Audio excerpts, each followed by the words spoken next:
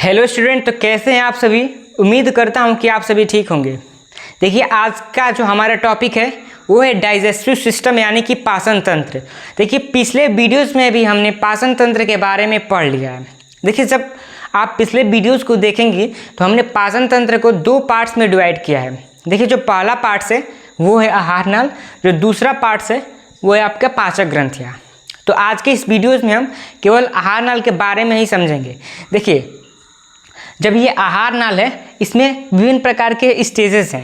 देखिए, जब भी भोजन का पाचन होता है तो किसी एक स्टेज से गुजरने के बाद नहीं होता है, वो विभिन्न स्टेज से आहार नाल में गुजरता है, उसके बाद से उसका पाचन होता है। जैसे कि सबसे पहले आप उसको निगलते हैं, उसके बाद से ग्रसनी से होते हुए अमाशय में जाता है। अमाशय से उसमें भी ये पाचक ग्रंथियाँ होती हैं जो कि अपना कार्य करती हैं। उसके बाद से छोटी आंत में जाता है, उसके बाद से बड़ी आंत, गुदा। देखिए, पाचन को होने के लिए स्टेज की आवश्यकता पड़ती है, वो स्टेज है। इन सारे स्टेजों से गुजरने के बाद और ये पाचक ग्रंथियों के एंजाइमों से भिजने के बाद ये पूरी तरह से पाचन इसका हो जाता है। तो आज हम आहार नल के जितने सारे स्टेज हैं, इन सारे स्टेजों को कवर करेंगे, वो भी डिटेल्स में। तो चलिए हम आहार नल की स्टेज को कवर करते हैं। मुख्य गुहा के बारे में जान लेते हैं। देखिए, मुख्य गुहा की अगर बात करें तो आप देखे होंगे जो मुख्य गुहा होता है उसमें लार बनता है। देखिए, अगर हम लार की बात करें तो लार में एंजाइम पाया जाता है, ये आपको मालूम होगा क्योंकि आपने पिछले निचले क्लासों में आपने पढ़ा होगा। देखिए, सबसे पहले आप जानिए कि जो मानव होता है उसमें 3 जोड़ी लार ग्रंथियाँ पाई जाती हैं। यानी कि अगर उन तीनों जोड़ी लार ग्रंथियों के नाम की बात करें तो ये आपके सामने है। सबसे पहले आपका जो है वो है कर्णपूर्ण ग्रंथियाँ, यानी कि ये जो ग्रंथियाँ है वो सबसे बड़ी ग्रंथियाँ, यानी तीनों जोड़ी लार ग्रंथियों में ये सबसे बड़ी ग्रंथियाँ है जो कि है आपकी कर्णपूर्ण ग्रंथियाँ। अब देखिए, दूसरा जो है वो है अधोहनु ग्रंथियाँ एंड तीसरा जो है वो है आपका अधोजिह्वा ग्रंथियाँ। देखिए, हमने ग्रंथियों के नाम को तो समझ लिया, यानी कि 3 जोड़ी जो लार ग्रंथियाँ थी उनके नाम को हमने अच्छी प्रकार से समझ लिया। अब देखिए, जो 3 जोड़ी लार ग्रंथियाँ पाई जाती है वो दरअसल एक दिन में 1.5 लीटर लार का स्रावण करती है। देखिए, जब ये लार का स्रावण करेंगी तो उसमें एंजाइम भी पाया जाता है। ये जो एंजाइम पाया जाते हैं वो आपके सामने है। देखिए, सबसे पहले इसमें पाया जाता है लाइसोजाइम, उसके बाद से पाया जाता है टाइलिन, उसके बाद से पाया जाता है आपका डाइस्टेज एंड सबसे निचला जो होता है वो होता है आपका म्यूकस, यानी कि 4 प्रकार के एंजाइम पाए जाते हैं। अब देखिए, इसमें अगर हम बात करें लाइसोजाइम की, देखिए दरअसल ये जीवाणु नाशक है। देखिए, जब हम भोजन को अंतर्ग्रहण करते हैं, यानी कि भोजन को मुख में डालते हैं, तो जिन हाथों से हम डालते हैं उस हाथ में जीवाणु होते हैं जो कि भोजन को टच करने से जो जीवाणु होते हैं वो भोजन में चले जाते हैं। जब हम उसको निगलते हैं तो भोजन में उपस्थित जीवाणुओं का ये नाश करता है, यानी लाइसोजाइम जीवाणु को मार देता है। अब आप एक बात नोटिस किए होंगे कि जो गांव में चाहे छोटे बच्चे होते हैं उनमें लार अधिक मात्रा में बनता है। जब लार अधिक मात्रा में बनेगा तो ये सारे एंजाइम भी अधिक मात्रा में उपस्थित होंगे। देखिए, लाइसोजाइम भी अधिक मात्रा में उपस्थित होगा, यानी कि अधिक जीवाणु मारने के लिए ही लार अधिक मात्रा में बनता है। देखिए कैसे, जो छोटा बच्चा होता है अगर उसको भोजन दिया जाए तो वो भूमि पर यानी कि ज़मीन पर भी गिरा देता है, यानी उससे भोजन गिर जाता है। जब उससे भोजन ज़मीन पर गिरता है तो दरअसल होता क्या है कि उसमें विभिन्न प्रकार के जीवाणु होते हैं, वो भोजन में आ जाते हैं। भोजन में आने के बाद से वो बच्चा उसको उठाकर खा जाता है। तब उसमें जब वो खाता है तो अधिक मात्रा में जीवाणु भोजन में होने के कारण वो मुख में भी अधिक मात्रा में उपस्थित होते हैं। देखिए, जब मुख में अधिक मात्रा में उपस्थित होते हैं तो इसलिए लार का निर्माण अधिक मात्रा में होता है, क्योंकि लार में पाया जाता है लाइसोजाइम। लाइसोजाइम की कार्य की बात करें तो वो होता है आपका जीवाणुनाशक। जब लाइसोजाइम अधिक मात्रा में बनने लगता है, यानी कि लार अधिक मात्रा में बनने लगता है, तो वो होता है आपके जीवाणुनाशक, यानी कि भोजन में उपस्थित जीवाणुओं को नाश कर देता है, यानी उसको मार देता है। अब देखिए, ये टाइलिन एंड डाइस्टेज इन दोनों का कार्य एक ही है। यह मंड के पाचन में सहायता प्रदान करते हैं। देखिए, अगर हम मंड की बात करें तो मंड का मतलब होता क्या है। देखिए, आपने गेहूं को देखा होगा, जो गेहूं के ऊपरी परत होती है उसी को हम बोलते हैं मंड। देखिए, इसका उपयोग हम नहीं पढ़ेंगे, इसका कार्य नहीं पढ़ेंगे म्यूकस का। इन तीनों का कार्य ही आप समझिए। देखिए, अब हम जानेंगे ग्रास नली। देखिए जो मुख्य गुहा होता है उसके ठीक नीचे उपस्थित होता है ग्रास नली। तो चलिए हम ग्रास नली को भी देखिए, हमने मुख्य गुहा को समझा, अब हम समझेंगे ग्रास नली। देखिए जो ग्रास नली होती है वो मुख्य गुहा के नीचे स्थित होती है। देखिए ग्रास नली का कुछ खास कार्य नहीं होता है। देखिए ये है आपकी ग्रास नली, ये 23 से 27 सेंटीमीटर लंबी होती है। मतलब कि जो ये मुख्य गुहा होता है और अमाशय होता है उसके बीच में जो नली स्थित होती है उसी को हम बोलते हैं ग्रास नली।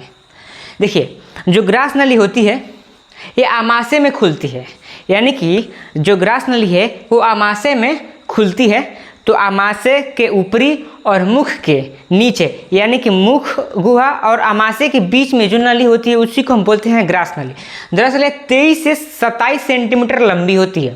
देखिए इसमें किसी भी प्रकार की जो पाचक ग्रंथियाँ होती है वो नहीं उपस्थित होती है, इसमें केवल श्लेष्म ग्रंथियाँ ही उपस्थित होती है। देखिए श्लेष्म ग्रंथि, जो श्लेष्म होता है वो चिपचिपा होता है, जो कि जो नली होता है उसमें भोजन को सरकने में सहायता प्रदान करता है, यानी भोजन को श्लेष्मीय बनाता है, भोजन को चिकना बनाता है, जो जिससे कि ग्रास नली से होकर आसानी से गुजर जाए, अमाशय में चला जाए। यानी कि इसमें आपकी श्लेष्म ग्रंथियाँ उपस्थित होती है, पाचन ग्रंथियाँ उपस्थित नहीं होती है। देखिए भोजन को फिसलने का में सहायता प्रदान करती है जो श्लेष्म ग्रंथि होती है। देखिए जो श्लेष्म होता है ये है आपका श्लेष्म, जो श्लेष्म होगा वो होगा आपका चिपचिपा।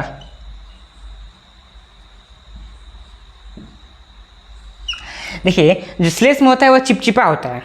जब भोजन ग्रास नली से गुजरेगा तो ये श्लेष्म ग्रंथियाँ उसको चिपचिपा बना देंगी। जब चिपचिपा बना देंगी तो ये ग्रास नली में अच्छी प्रकार से फिसलेगा तो ये डायरेक्ट अमाशय में जाएगा। तो देखिए ग्रास नली को हमने पढ़ लिया, अब हम जानेंगे अमाशय। ग्रास नली जो है वो अमाशय में ही खुलता है, तो इसलिए हम अमाशय को जान लेते हैं। अमाशय को जानना ज़्यादा इम्पोर्टेंट है, तो चलिए हम अमाशय को भी जान लेते हैं। देखिए आपने जब ग्रसनी पढ़ा तो जो ग्रसनी थी वो अमाशय में खुल रही थी, यानी कि जो अमाशय है, जब भोजन अमाशय में जाएगा ग्रसनी से तो वो भोजन 3 घंटे तक अमाशय में स्थिर रहेगा। देखिए 3 घंटे तक अमाशय में वो स्थिर रहेगा। देखिए अमाशय ये करीब 25 सेंटीमीटर लंबी होती है। अमाशय जो होती है वो 25 सेंटीमीटर लंबी होती है। देखिए जो आहार नल होता है उसके सबसे चौड़े भाग, यानी कि आहार नल के सबसे चौड़े भाग को हम अमाशय बोल सकते हैं। जो अमाशय होता है वो आहार नाल का सबसे चौड़ा भाग होता है। इसकी जो संरचना होती है, देखिए ये जो है वो आपकी आहार नाल है, यानी इसकी जो संरचना है कुछ इस प्रकार से है। चल नहीं रहा है, रुकिए थोड़ा। देखिए इसकी जो संरचना है कुछ इस प्रकार से है, यानी कि जो अमाशय होती है उसकी संरचना जे के प्रकार की होती है, यानी जे जो है उसी प्रकार की इसकी संरचना होती है। अब देखिए जो अमाशय है उसको 3 पार्ट्स में डिवाइड है। एक सबसे जो पहला भाग है उसको बोलते हैं कार्डियक, दूसरा फंडिक एंड तीसरा जो है उसको बोलते हैं पाइलोरिक। अब देखिए अमाशय में इसको समझिए कि ये कहाँ पे सिचुएटेड होता है। देखिए सबसे जो ऊपरा भाग है, ऊपरी वाली भाग है, उसको बोलते हैं हम लोग कार्डियक भाग, एंड जो आपको बीच वाला भाग दिख रहा है उसको बोलते हैं फंडिक भाग। जस्ट बीच वाला से जो सबसे निचला भाग दिख रहा है उसको बोलते हैं हम लोग पाइलोरिक भाग। अब इन सभी भागों का हम अमाशय में कार्य को समझ लेंगे। देखिए सबसे पहले हम बात कर रहे हैं कार्डियक भाग की। देखिए दरअसल ये HCl निर्माण करता है, एंड देखिए ये है अमाशय। जो कार्डियक भाग है अमाशय के सबसे ऊपरी भाग में स्थित है, यानी कि ये जो है सबसे ऊपरी भाग में स्थित है कार्डियक भाग। अब हम जानेंगे फंडिक। देखिए जो फंडिक होता है वो भोजन को टिकाता है। आप कहेंगे कैसे टिकाता है? देखिए ये जो भाग है बीच वाला उसको हम बोलते हैं फंडिक। दरअसल बीच वाला भाग में होता है आपके कांटे जैसी संरचना, जिसको बोलते हैं हम लोग रूजी, राइट। अब देखिए जो कांटे जैसी संरचना होती है, दरअसल जब भोजन इस प्रकार से कार्डियक से होते हुए फंडिक में आता है तो भोजन यहाँ पाइलोरिक के होते हुए ये गिर न जाए, इसलिए जो ये फंडिक भाग होता है भोजन को टिकाता है, कांटों में फंसाकर इसको टिकाता है। अब देखिए ये कांटे नुमा संरचना होती है, इसमें कांटे जैसी संरचना उपस्थित होती है, आप जान चुके हैं। ये भोजन को टिकाता है, ये भी आप जान चुके हैं कैसे टिकाता है। अब देखिए सबसे जो निचला भाग होता है उसको बोलते हैं हम पाइलोरिक। दरअसल जो पाइलोरिक होता है उसमें जठर ग्रंथियाँ पाई जाती है। देखिए ये जठर ग्रंथियाँ उपस्थित होती है। अब जठर ग्रंथियाँ मिलकर बनी होती है किससे? वो बनी होती है रेनिन एंड पेप्सिन। देखिए जो रेनिन होता है वो दूध से दही, देखिए जो छोटे बच्चे होते हैं अगर वो दूध का सेवन करते हैं तो जब वो वोमिटिंग उल्टी करते हैं तो दही में कन्वर्ट होकर बाहर निकलता है। यानी कि जो रेनिन ही होता है जो दूध से दही में कन्वर्ट कर देता है छोटे बच्चों में। देखिए जो रेनिन होता है वो बॉडी जैसे जैसे आदमी बड़े होने लगता है, बूढ़ों में बहुत ही कम बनता है, जिसके कारण जो दूध होता है उसका पाचन ठीक से हो नहीं पाता है।